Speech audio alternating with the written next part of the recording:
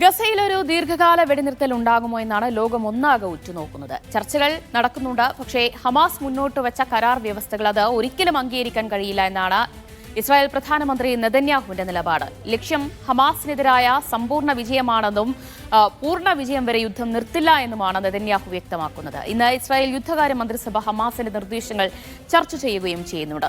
നമുക്ക് നോക്കാം. ഇസ്രായേൽ പ്രധാനമന്ത്രി നെതന്യാഹുവിന് മുന്നിൽ ഹമാസ് വെച്ച ആ ഒരു നിർദ്ദേശങ്ങൾ എന്തൊക്കെയാണ്, വെടിനിർത്തലിനുള്ള കരാർ ഏത് രീതിയിലാണ് ഹമാസ് മുന്നോട്ട് വെച്ചത് എന്നാണ് നമ്മൾ വളരെ വേഗത്തിൽ നോക്കുന്നത്. 3 ഘട്ട വെടിനിർത്തൽ കരാറാണ് ഹമാസിന്റെ ഉന്നത നേതാക്കൾ ഇസ്രായേലിന് മുൻപാകെ വെച്ചിട്ടുള്ളത്. അത് 45 ദിവസം വീതമുള്ള 3 ഘട്ട വെടിനിർത്തൽ കരാറാണ്. ഓരോ ഘട്ടവും 45 ദിവസം വീതമുള്ള വെടിനിർത്തൽ ഉണ്ടാകണം എന്നവർ നിർദ്ദേശിക്കുന്നു. അതിൽ ഹമാസ് പിടിച്ചുവെച്ചിട്ടുള്ള ഹമാസിന്റെ കൈവശമുള്ള എല്ലാ ബന്ദികളെയും, ഇസ്രായേൽ ബന്ദികളെയും ഈ കരാർ പ്രകാരം ഇസ്രായേലിന് കൈമാറുന്നതായിരിക്കും. അതിന് പകരമായി ബന്ദികളെ കൈമാറുമ്പോൾ അതിന് പകരമായി ഫലസ്തീനികളെ, ഇസ്രായേൽ ജയിലിലുള്ള ഫലസ്തീനികളെയും മോചിപ്പിക്കണമെന്ന് പറയുന്നു. അതിൽ ആദ്യഘട്ടത്തിൽ സ്ത്രീകളെയും കുട്ടികളെയും വയോധികരെയും അതുപോലെ തന്നെ രോഗികളും ആയിരിക്കും ആദ്യഘട്ടത്തിൽ കൈമാറുക. പിന്നീട് ഞാൻ പറഞ്ഞതുപോലെ ഫലസ്തീനികളെ അതിന് പകരമായി മോചിപ്പിക്കണമെന്ന നിർദ്ദേശം കൂടി ഹമാസ് വയ്ക്കുന്നു.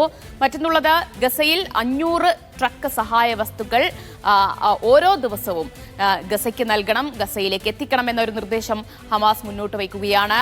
ഇനി നേരത്തെ പലതവണ വ്യോമാക്രമണം അടക്കം ഉണ്ടായപ്പോൾ പലയിടങ്ങളിൽ നിന്നും വീടടക്കം ഉപേക്ഷിച്ചുകൊണ്ട് ഫലസ്തീനികൾ അവിടെ നിന്ന് അഭയാർത്ഥികളായി പോകുന്ന ഒരു സാഹചര്യം ഉണ്ടായിരുന്നപ്പോൾ അങ്ങനെ വീട് വിടേണ്ടി വന്ന ഫലസ്തീനികളെ തിരികെ എത്താൻ അനുവദിക്കണം, അതിനുള്ള അനുവാദം കൂടി നൽകണം എന്ന ഒരു ഉപാധി അതിൽ വയ്ക്കുന്നുണ്ട്. അതുപോലെ ഫലസ്തീനികൾക്ക് പൂർണ്ണമായ ഒരു സഞ്ചാര സ്വാതന്ത്ര്യം നൽകണം. അത് ഗസയ്ക്കുള്ളിൽ എവിടെ നിന്ന് എവിടേക്ക് വേണമെങ്കിലും പോകാനുള്ള, സഞ്ചരിക്കാനുള്ള ഒരു സ്വാതന്ത്ര്യം ഗസയിലെ ജനങ്ങൾക്ക് നൽകണമെന്ന ഒരു നിർദ്ദേശം അതിൽ വയ്ക്കുകയാണ്. അതോടൊപ്പം 60,000-ഓളം താൽക്കാലിക വസതികളും 2 ലക്ഷം ടെന്റുകളും നിർമ്മിക്കണം. നമുക്കറിയാം, തുടർച്ചയായുള്ള വ്യോമാക്രമണത്തിൽ ലക്ഷക്കണക്കിന് പാർപ്പിട സമുച്ചയങ്ങളും മറ്റ് കെട്ടിടങ്ങളും ഒക്കെയാണ് തകർന്നത്. പലരും പലയിടങ്ങളിലായി അഭയാർത്ഥി ക്യാമ്പുകളിലൊക്കെയാണ് ഇപ്പോഴും കഴിഞ്ഞു വരുന്നത്. അപ്പോൾ അങ്ങനെ വീട് നഷ്ടമായവർക്കും മറ്റുള്ളവർക്കും ഒക്കെ താമസിക്കാനായി താൽക്കാലിക വസതികൾ നിർമ്മിക്കാനുള്ള ഒരു സാഹചര്യം ഉണ്ടാകണം. മസ്ജിദുൽ അക്സയിൽ ജൂത കുടിയേറ്റക്കാരുടെ അതിക്രമം അത് എന്നേക്കുമായി അവസാനിപ്പിക്കണം എന്നൊരു ഉപാധി കൂടി ഹമാസ് മുന്നോട്ട് വയ്ക്കുകയാണ്. ഇതാണ് ആദ്യ ഘട്ടത്തിൽ അവർ നടത്തണമെന്ന് പറയുന്നത്. ഇനി 2ാം ഘട്ടത്തിലേക്ക് വന്നാൽ ബന്ദികളുടെ കൈമാറ്റം. അതിൽ 2ാം ഘട്ടത്തിൽ മുഴുവൻ പുരുഷ ബന്ദികളെ വിട്ടയക്കും. ആദ്യഘട്ടത്തിൽ സ്ത്രീകളെയും കുട്ടികളെയും വയോധികരെയും ഒക്കെയാണ് വിട്ടയച്ചതെങ്കിൽ 2ാം ഘട്ടത്തിലേക്ക് എത്തുമ്പോൾ മുഴുവൻ പുരുഷ ബന്ദികളെയും വിട്ടയക്കുമെന്ന് ഹമാസ് അങ്ങനെ ഒരു ഉറപ്പ് നൽകുകയാണ്. ഇനി 3ാം ഘട്ടത്തിൽ വന്നാൽ നമുക്കറിയാം, ഹമാസിന്റെ ആക്രമണത്തിൽ നിരവധി ഇസ്രായേലികളും കൊല്ലപ്പെട്ടിരുന്നു. അപ്പോൾ അങ്ങനെയുള്ള ഇസ്രായേലികളുടെ മൃതദേഹം വിട്ടു നൽകുമെന്ന ഒരു ഉപാധി കൂടി ഹമാസ് വയ്ക്കുകയാണ്. ഇനി ഇതെല്ലാം കഴിഞ്ഞാൽ, എല്ലാ ബന്ദികളെയും കൈമാറിക്കഴിഞ്ഞാൽ ഇസ്രായേൽ സൈന്യം ഗസയിൽ നിന്ന് പിന്മാറണം, പൂർണ്ണമായുമുള്ള ഒരു യുദ്ധവിരാമം വേണം, ഇസ്രായേൽ സൈന്യത്തിന്റെ അധിനിവേശം അത് അവസാനിപ്പിക്കണം എന്ന് ഹമാസ് നിർദ്ദേശം വയ്ക്കുകയാണ്. എന്നാൽ ഇത് തള്ളുകയാണ് നെതന്യാഹു ചെയ്യുന്നത്.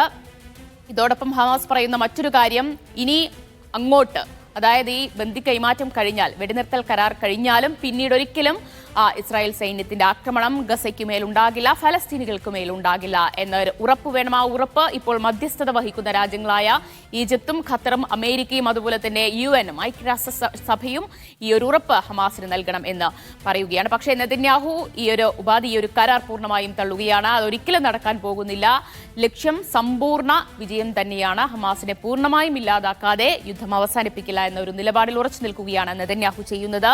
ഇന്ന് ഇസ്രായേൽ യുദ്ധകാര്യ മന്ത്രിസഭ ഈ വെടിനിർത്തൽ കരാർ ചർച്ച ചെയ്യുന്നുണ്ട്. അപ്പോൾ ഏത് രീതിയിലായിരിക്കും ആ യുദ്ധകാര്യ മന്ത്രിസഭയിൽ ഈ വിഷയം ചർച്ചയാകാൻ പോകുന്നത് എന്നാണ് നമ്മൾ പരിശോധിക്കാൻ പോകുന്നത്. MCA നാസർ വിവരങ്ങൾ നൽകും. നാസർ, ആന്റണി ബ്ലിങ്കൻ ഇസ്രായേൽ നേതാക്കളുമായി കൂടിക്കാഴ്ച നടത്തുന്നുണ്ട്. ഇന്ന് പ്രതിപക്ഷ നേതാവ് യായിർ ലാപ്പിഡുമായും കൂടിക്കാഴ്ച നടത്തുന്നുണ്ട്.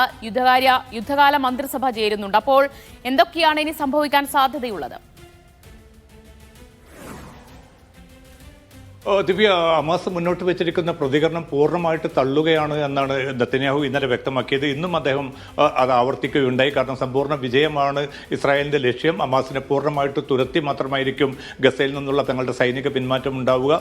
സമ്പൂർണ്ണമായിട്ടുള്ള വെടിനിർത്തൽ എന്നത് ഇപ്പോൾ അജണ്ടയിൽ പോലുമില്ല എന്ന അർത്ഥത്തിൽ പൂർണ്ണമായിട്ടും ഹമാസിന്റെ ഈ വ്യവസ്ഥകൾക്ക് വിരുദ്ധമായിട്ടുള്ള ഒരു നിലപാടാണ് ഇപ്പോൾ നെതന്യാഹു സ്വീകരിച്ചിരിക്കുന്നത്. അതേസമയം നമുക്കറിയാൻ സാധിക്കും, ആഭ്യന്തര സമ്മർദ്ദം വലിയ തോതിൽ തന്നെയുണ്ട്. ഈ ബന്ദികളെ എത്രയും പെട്ടെന്ന് ഇസ്രായേലിലേക്ക് തിരിച്ചെത്തിക്കണമെങ്കിൽ ഈ ഡിപ്ലോമാറ്റിക്കലായിട്ടുള്ള ചില നടപടികൾ തന്നെ വേണം. അതിന് സൈനിക നടപടി ഉണ്ടായാൽ ഒരുപക്ഷെ ബന്ധുക്കളുടെ ജീവൻ പോലും അപകടത്തിലാകും എന്നൊരു സൂചനയാണ് ബന്ധുക്കൾ മാത്രമല്ല വലിയൊരു വിഭാഗം ജനങ്ങളും ചില നേതാക്കളും നൽകുന്നത്. അതുമായി ബന്ധപ്പെട്ട ചർച്ചകൾ പുരോഗമിക്കുന്നുണ്ട്. ഏതായാലും ഇന്ന് ചേരുന്ന യുദ്ധകാര്യ മന്ത്രിസഭയിൽ പെട്ടെന്ന് പൊടുന്നനെ ഒരു വെടിനിർത്തലുമായി ബന്ധപ്പെട്ട ഹമാസിന്റെ തീരുമാനങ്ങൾക്ക് കയ്യൊപ്പ് ചാർത്താനോ ആ അർത്ഥത്തിലുള്ള ഒരു അനുകൂലമായ പ്രതികരണം ഉണ്ടാകുമെന്ന് ആരും തന്നെ കരുതുന്നില്ല. പക്ഷേ കുറെ കൂടി സമ്മർദ്ദം ഹമാസിന് മേൽ ചുമത്താ എന്ന ലക്ഷ്യത്തോടു കൂടി ആക്രമണം വ്യാപിപ്പിക്കുക, അതോടൊപ്പം തന്നെയാണ് അമേരിക്കയുടെ ഇടപെടൽ ഒരുപക്ഷെ കുറെ കൂടി ശക്തമായിട്ട് വരികയാണെങ്കിൽ ഒരു ദീർഘകാല വെടിനിർത്തലിനുള്ള ഒരു സാധ്യത നിലനിൽക്കുന്നുണ്ട്. അമേരിക്കയും ഈജിപ്തും അതോടൊപ്പം തന്നെ ഖത്തറും ഈ 3 രാജ്യങ്ങൾ ചേർന്നുകൊണ്ടാണ് ഈ ഹമാസിന്റെ നിർദ്ദേശങ്ങൾ വിശദമായി പഠിച്ചു വരുന്നതും അതോടൊപ്പം തന്നെ ശക്തമായിട്ടുള്ള ചില നീക്കങ്ങൾ വേണമെന്ന് ഇസ്രായേലിനോട് ആവശ്യപ്പെട്ടിരിക്കുന്നത്. ഇസ്രായേലിന്റെ നിലപാടിനെ ആശ്രയിച്ചിരിക്കും അതുമായി ബന്ധപ്പെട്ട കാര്യങ്ങൾ. ഏതായാലും ഇന്ന് ചേരുന്ന യുദ്ധകാര്യ മന്ത്രിസഭ ഇതുമായി ബന്ധപ്പെട്ട വിഷയങ്ങൾ ചർച്ച ചെയ്യും. ഇന്ന് ആന്റണി ബ്ലിങ്കൻ ഇസ്രായേലിനെ വിമർശിക്കുന്ന ഒരു പശ്ചാത്തലം കൂടി ഉണ്ടായിട്ടുണ്ട്. അപ്പോൾ ഈ ഒരു സാഹചര്യത്തിൽ ഇസ്രായേലിന് മേൽ നെതന്യാഹുവിന് മേൽ കൂടുതൽ സമ്മർദ്ദം അമേരിക്കയുടെ ഭാഗത്തുനിന്നുണ്ടാകാനും സാധ്യതയില്ലേ? തീർച്ചയായിട്ടും. കാരണം പിന്നിട്ട ദിവസങ്ങളിൽ നിന്ന് വ്യത്യസ്തമായിട്ട് ഒരു സ്വതന്ത്ര പലസ്തീൻ രാഷ്ട്രം വേണം. അത് തങ്ങൾ തന്നെ ഒരുപക്ഷെ നേരത്തെ തന്നെ തങ്ങൾ പ്രഖ്യാപിക്കും. യുദ്ധാനന്തരം ഏതായാലും അത്തരമൊരു രാഷ്ട്രം യാഥാർത്ഥ്യമാകണം എന്ന ഒരു തീർപ്പിലേക്ക് ബൈഡൻ ഭരണകൂടം എത്തിച്ചേർന്നിട്ടുണ്ട്. പക്ഷേ ഇതുമായി ബന്ധപ്പെട്ട് നെതന്യാഹുവും അതോടൊപ്പം തന്നെ സൈനിക മേധാവികളും വ്യത്യസ്തമായിട്ടുള്ള ഒരു ധ്രുവത്തിലാണ് ഉള്ളത്. കാരണം അവർക്ക് ഇത്തരമൊരു സ്വതന്ത്ര പലസ്തീൻ രാഷ്ട്രം എന്നത് തങ്ങളുടെ സുരക്ഷയ്ക്ക് വലിയ ഭീഷണിയാകുമെന്ന ഒരു വിലയിരുത്തലാണ് അവർ നടത്തുന്നത്. അതുകൊണ്ട് തന്നെ അടുത്ത ബൈഡൻ ഭരണകൂടം നമുക്കറിയാം സാധിക്കും. പ്രസിഡന്റ് തെരഞ്ഞെടുപ്പ് ആസന്നമായിരിക്കുന്ന ഒരു ഘട്ടത്തിൽ ബൈഡനെ സംബന്ധിച്ചിടത്തോളം ഈ ജനപിന്തുണ തിരിച്ചു പിടിക്കണമെങ്കിൽ കുറെ കൂടി കടുത്ത നടപടികൾ ഗസയുടെ കാര്യത്തിൽ വേണമെന്ന ഒരു തീർപ്പിലേക്ക് ബൈഡൻ ഭരണകൂടം എത്തുന്നുണ്ട്. അതുകൊണ്ട് അമേരിക്കയുടെ ഒരു സമ്മർദ്ദം മാത്രമായിരിക്കും ഈ യുദ്ധത്തിന്റെ ഒരു വിരാമത്തിനുള്ള ഒരു ദീർഘകാല വെടിനിർത്തലിനുള്ള ഒരു സാധ്യതയായിട്ട് ഇപ്പോൾ അവശേഷിക്കുന്നത്. ഏതായാലും ഇപ്പോൾ നടക്കുന്ന ചർച്ചകൾ മധ്യസ്ഥ രാജ്യങ്ങളായിട്ടുള്ള ഖത്തറും ഈജിപ്തും വലിയ പ്രതീക്ഷയിലാണ്. ഹമാസിന്റെ പ്രതിനിധി സംഘം ഇന്ന് രാത്രിയോടുകൂടി ഈജിപ്തിന്റെ തലസ്ഥാനമായിട്ടുള്ള കെയ്റോയിൽ എത്തുമെന്നാണ് നമുക്ക് ലഭ്യമാകുന്ന റിപ്പോർട്ടുകൾ. അങ്ങനെ വരികയാണെങ്കിൽ കുറെ കൂടി മുന്നോട്ട് ഈ ചർച്ചകൾ പോകും. പക്ഷേ അതിന് ഒരുപക്ഷെ ദിവസങ്ങൾ തന്നെ എടുത്തേക്കും. അതിനിടയിലാണ് റഫേലിലേക്കുള്ള ആക്രമണം കൂടുതൽ, പ്രത്യേകിച്ച് കരയാക്രമണം കൂടുതൽ ശക്തമാക്കാനുള്ള ഒരു തീരുമാനം ഇസ്രായേൽ കൈക്കൊണ്ടത്. അത് ഏറ്റവും വലിയ അപകടം ചെയ്യും. അത് മാനുഷികമായിട്ടുള്ള വലിയ ദുരന്തത്തിലേക്ക് നയിക്കുമെന്ന് UN സെക്രട്ടറി ജനറൽ മുന്നറിയിപ്പ് നൽകിയിട്ടുണ്ട്. അതോടൊപ്പം തന്നെയാണ് ലബനാനിൽ നടത്തിയ ആക്രമണത്തിൽ ഏറ്റവും അവസാനമായിട്ട് റീജിയണൽ കമാൻഡർ ഹിസ്ബുല്ലയുടെ റീജിയണൽ കമാൻഡർ കൊല്ലപ്പെട്ടതായിട്ടുള്ള വാർത്ത പുറത്തു വന്നിട്ടുണ്ട്. ഔദ്യോഗികമായിട്ട് ഇസ്രായേൽ ഇത് സ്ഥിരീകരിച്ചിട്ടുണ്ട്. അതോടൊപ്പം തന്നെയാണ് ഇന്നലെ ഇറാഖിൽ ഇറാൻ അനുകൂല സൈനിക വിഭാഗത്തിന്റെ മറ്റൊരു കമാൻഡറും കൊല്ലപ്പെട്ടിരുന്നു. അപ്പോൾ മേഖലയിലേക്ക് ഈ കാലുഷ്യം കൂടുതൽ പടരുന്നതിന്റെ ഒരു സൂചന നിലനിൽക്കെയാണ് ഇപ്പോൾ അമേരിക്കയുടെ നേതൃത്വത്തിൽ ഈ വെടിനിർത്തൽ കരാറുമായി ബന്ധപ്പെട്ട ചർച്ചകൾ മുന്നോട്ട് കൊണ്ടുപോകാനുള്ള ഒരു തീർപ്പിൽ എത്തിയിരിക്കുന്നത്. ദിവ്യ, അതാണ് എന്തായാലും നിലവിൽ ഗസയുടെ ഒരു പശ്ചാത്തലത്തിൽ സാഹചര്യത്തിൽ ഒരു ദീർഘകാല വെടിനിർത്തൽ അത് അനിവാര്യം തന്നെയാണ്. നിലവിലെ സാഹചര്യത്തിൽ പൂർണ്ണമായും വെടിനിർത്തൽ ചർച്ചകൾ അവസാനിച്ചു എന്ന് പറയാൻ കഴിയുകയില്ല. ഖത്തറിന്റെയും ഈജിപ്തിന്റെയും അമേരിക്കയുടെയും ഇടപെടലുകൾ ഫലം കാണുമെന്ന് പ്രതീക്ഷിക്കാം. എന്തായാലും നെതന്യാഹുവിന് മേൽ കൂടുതൽ അമേരിക്കയുടെ ഭാഗത്തുനിന്ന് കൂടുതൽ സമ്മർദ്ദം ചെലുത്താനുള്ള സാഹചര്യം കൂടിയുണ്ട്. അതൊക്കെ ഒരുപക്ഷെ വരും ദിവസങ്ങളിൽ ഫലം കാണട്ടെ.